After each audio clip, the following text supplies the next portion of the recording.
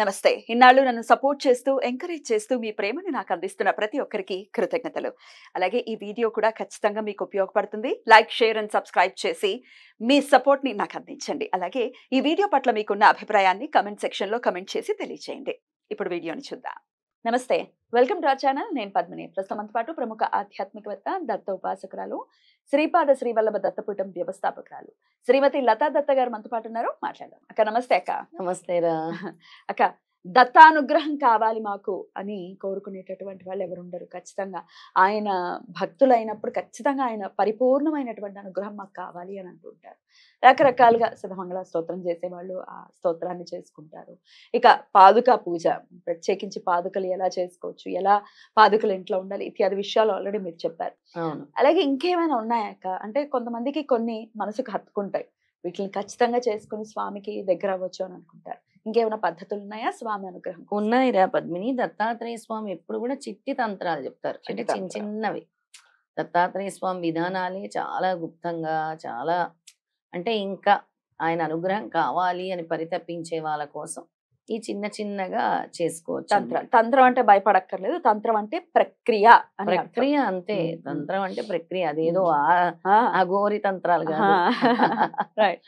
చిన్న ప్రక్రియ. ఈ ఉమ్, ప్రక్రియలు చేసుకుంటే దత్తాత్రేయ స్వామి అనుగ్రహం సంపూర్ణంగా ఉంటుంది. ఉమ్, దత్త అనుగ్రహం మాకు కావాలి, మా ఇంటికి కావాలి దత్త అనుగ్రహం అనుకునే వాళ్ళు ఒక 5 గురువారాలు, ఉమ్, ఇంకా నచ్చితే ఈ ప్రక్రియ కంటిన్యూ కూడా చేయొచ్చు. ఉమ్, 5 గురువారాల్లో ముఖ్యంగా వాళ్ళ ఇంటి ఈశాన్యం మూల ఎక్కడొస్తుందో చూసుకోవాలి. ఉమ్, చూసుకొని అక్కడ ప్రాంతం అంతా శుభ్రం చేసుకొని ఉమ్, నీళ్ళు జల్లి, ఇప్పుడంటే పేడ దొరకట్లేదు కానీ ఉమ్, దొరికితే పేడ చక్కగా అలుక్కొని ఉమ్, వరిపిండితో ముగ్గేసుకొని పద్మం లాంటి ముగ్గేసుకొని ఉమ్, పసుపు కుంకాలు కూడా వేసుకొని అక్కడ ఆవు నేతితో ఉమ్, దీపం పెట్టాలి. ఉమ్. ఆ పద్మం మీద దీపం పెట్టాలి. పద్మం మీద ఇంటి ఈశాన్యం మూల. మరి అవును. ఈశాన్యములు సహజంగానే దేవుడి గదులు వచ్చేస్తాయి కదా, అవును. ఆ దేవుడి గదిలోనే చేయాలి. దేవుడి గదిలోని ఒక మూల. ఉమ్, ఓకే. ఉమ్, ఇంటికి ఎక్కడ ఉంటుందో అలా. కొంతమంది ఈశాన్యంలో దేవుడిని పెట్టుకోని వాళ్ళు కూడా ఉంటారు కదా, అవునా? తెలియక ఉమ్, చాలా మంది. ఉమ్, అలా కూడా వాళ్ళు ఈశాన్యం మూల ఉమ్, చూసుకొని ఉమ్, ఇలా శుభ్రం చేసి పెట్టుకోవాలి. ఒకవేళ దేవుడి ఈశాన్యం మూలలో మీకు పూజ గది ఉంటే అలాగే పెట్టుకోండి. ఉమ్, చేసేసి నిత్య దీపారాధన వేరు, ఇది వేరు నేను ఉమ్. చెప్పేది. అవునవును. పెట్టుకొని అలాగే గురువారం రోజు ఉదయాన్నే ఉమ్, స్నానం చేసుకొని అన్నం నైవేద్యం మధ్యాహ్నం వంట చేస్తారు కదా, గంజి వార్చి పక్కన పెట్టుకోండి. ఓకే. ఉమ్, చక్కగా చిన్న మట్టి కుండ లాంటిది తీసుకోండి. ఉమ్, దాంట్లో గంజి పోసుకోండి. ఉమ్, ఇది స్వామికి అని ఉమ్. పోసుకొని పక్కన పెట్టుకోండి. నిత్య దీపారాధనలో ఆ రోజు 3 పసుపు ఒత్తులతో ఆవు నెయ్యితో దీపం వెలిగించండి. తర్వాత ఎక్కడైతే ఈశాన్యం మూల మనం అలికి పెడతామో అక్కడ గంజి నైవేద్యంగా పెట్టండి. ఓ, దీపానికే. ఆ ఉమ్, నైవేద్యంగా పెట్టి ఉమ్, అక్కడ దత్త మంత్రం జపించండి. ఉమ్. దత్త మంత్రం అత్యంత భక్తి శ్రద్ధలతో. ఉత్త గంజి సరిపోతుందా ఇంకేమైనా దాంట్లో? ఇంకేమి వద్దు, ఉమ్, ఉత్త గంజితోనే. ఉమ్. గంజి అంటే ఇష్టం స్వామికి. అవునా? ఆ ఉమ్. గంజి అంటే స్వామికి ఇష్టం. చాలా అందుకే చాలా ఆరోగ్యానికి కూడా చాలా మంచిదని చెప్తుంటారు. అవును, ఉమ్, దాన్ని ప్రసాదంగా స్వీకరించాలి. చేసి ఉమ్, తర్వాత అక్కడ కూర్చొని మంత్ర జపం చేయాలి. ఉమ్. ఆ కూర్చొని మంత్రం ఏంటి అనేది లాస్ట్ లో చూద్దాం. మంత్రం ఏంటనేది ఉమ్, లాస్ట్ లో చూద్దాం. ఉమ్. అక్కడ కూర్చొని దాన్ని ప్రసాదంగా సమర్పించి మీకు దత్తానుగ్రహం కావాలి అని హృదయపూర్వకంగా అనుకుంటే సంపూర్ణమైన దత్తానుగ్రహం వస్తుంది ఈ గంజి వల్ల. ఎందుకంటే స్వామికి ఇష్టం కదా. ఉమ్. స్వామికి ఇష్టమైంది గంజి. అన్నిట్లో కొంతమంది బీరకాయ పప్పు, తోటకూర ఉమ్. ఎలా అంటారో అందులో ఇష్టమైంది గంజి మళ్ళీ కూడా. గంజి కూడా. గంజి కూడా ఉంది. ఆయనకు చాలా ఇష్టం అన్నమాట. ఆయన అనుగ్రహం కావాలంటే గంజితోనే ఆయన తొందరగా ఈజీగా వశం చేసుకోవచ్చు. Right right. అందుకే చిన్న ప్రక్రియ రైట్. ఆయన అలా ఇది మధ్యాహ్నమే పెట్టాలక్క లేకపోతే పొద్దున్నే మేము చేసేసుకుంటామండి? పొద్దున్నే పెట్టచ్చా అంటే? పొద్దున్నే చేసేసుకోవచ్చు. ఉమ్. చక్కగా ఇంతే వండినా ఇంతైనా వస్తుంది ఉమ్, కదా గంజి. అవును అవును. అంటే ఇప్పుడు అందరు కుక్కర్లో వండుతున్నారు. అలా ఉమ్. కాదు, అయ్యో, బయట వండితేనే. అసలు కుక్కర్ లో వండితే గంజి ఎక్కడి నుంచి వస్తుంది? అవును. కుక్కర్లో వండొద్దు. ఉమ్, ఇలా వండుకొని ఉమ్, చక్కగా గంజి వార్చి ఉమ్, ఆ గంజిని నైవేద్యంగా సమర్పించండి. తర్వాత చెప్పాను కదా, పసుపు ఒత్తులతో దీపారాధన, నిత్య దీపారాధనలో భాగంగా చేసుకోండి. తర్వాత కూర్చొని దత్తాత్రేయ స్వామి ధ్యానం చేయండి. ఓకే. ముందుగా మంత్ర జపానికి ముందు ధ్యానం, కళ్ళు మూసుకొని ధ్యానం చేయండి. స్వామి మీ యొక్క అనుగ్రహం కావాలి, నేనేదో చిన్నగా నాకు తోచింది నేను పెట్టుకుంటున్నాను అని. తర్వాత స్వామి యొక్క ముఖ్యమైన మంత్రం ఓం ద్రాం దత్తాత్రేయాయ నమః అంటూ జపం చేయాలి. ఉమ్, ఓం ద్రాం, ద్రాం బీజం కదా స్వామికి. ఓం ద్రాం దత్తాత్రేయాయ నమః అని చేసుకోవాలి. దిగంబర దిగంబర శ్రీపాద వల్లభ దిగంబర. ఆ మంత్రం గాని ఈ మంత్రం గాని చేసుకోవచ్చు అక్కడే. Right. 108 సార్లు చేసుకోవాలి.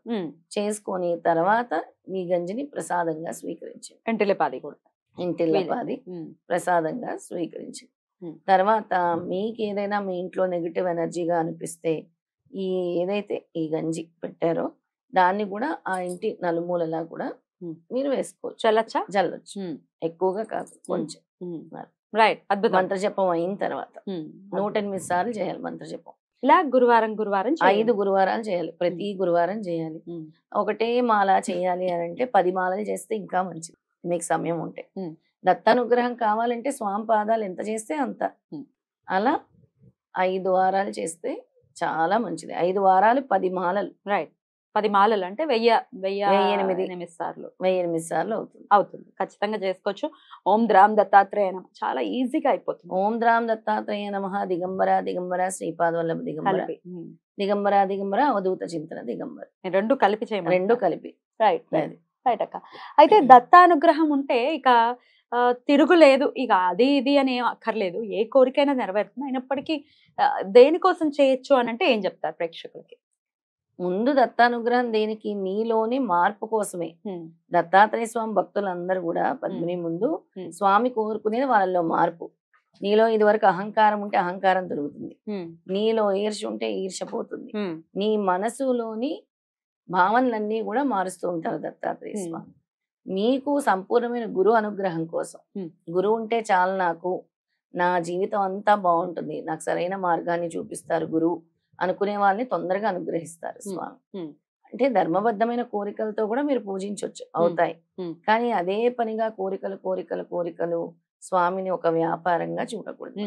స్వామి మీ యొక్క చల్లని చూపు, మీ యొక్క అనుగ్రహం మా కుటుంబం మీద పడేలా చేయాలి, మీ పాదస్పర్శ తగిలేలా చేయాలి అనుకుంటే సంపూర్ణమైన దత్త అనుగ్రహం కలుగుతుంది. అద్భుతం. అది కూడా అందరికి జనోద్ధారణ పనులు చేయమంటారు దత్తాత్రేయ స్వామి. నలుగురికి ఉపయోగపడే కార్యక్రమాలు వాళ్ళని తొందరగా అనుగ్రహిస్తారు. గురు ప్రచారం చేసే వాళ్ళకి తొందరగా అనుగ్రహిస్తారు. సో ఆడవాళ్ళు మరి చేసుకునేటప్పుడు 5 వారాలు అంటున్నారు కాబట్టి మధ్యలో ఖచ్చితంగా ఒక వారం అడ్డొస్తుంది, పర్వాలేదు కదా? పర్వాలేదు, నెక్స్ట్ వీక్ మళ్ళీ కంటిన్యూ చేసుకోవచ్చు. రైట్. ఒకవేళ అడ్డొచ్చిన రోజు 5th డే అయ్యింది అనుకుందాం, 5th డే చేసుకోవచ్చా? 5th డే ఇంకెందుకు, నెక్స్ట్ వీక్ చేసేసుకోండి. ఒకవేళ దత్తాత్రేయ స్వామి కాబట్టి. లేదంటే పసుపు నీళ్ళతో స్నానం చేసి చేయొచ్చు. 2 స్నానాలు చేయాలి. 2 స్నానాలు చేయాలి. 2 స్నానాలు చేసి చేసుకోవచ్చు. రైట్. రైట్. అయితే ఈశాన్యంలో పెట్టమంటున్నారు కాబట్టి ఇవాళ రేపు మనం చూస్తున్నాం కన్స్ట్రక్షన్స్ అన్ని కూడా ఈశాన్యం వైపుకే మెయిన్ డోర్స్ వస్తున్నాయి. కరెక్ట్ గా ఈశాన్యంలో కొంచెం పక్కకుగా పెట్టుకోవచ్చా? మెయిన్ డోర్ ఉంది పర్వాలేదు, కానీ ఇంటి లోపలే మెయిన్ డోర్ ఉన్నా అలా డోర్ పక్కకైనా పెట్టుకోవచ్చు. మూలకి, లోపల మూలకి డిస్టర్బెన్స్ లేకుండా.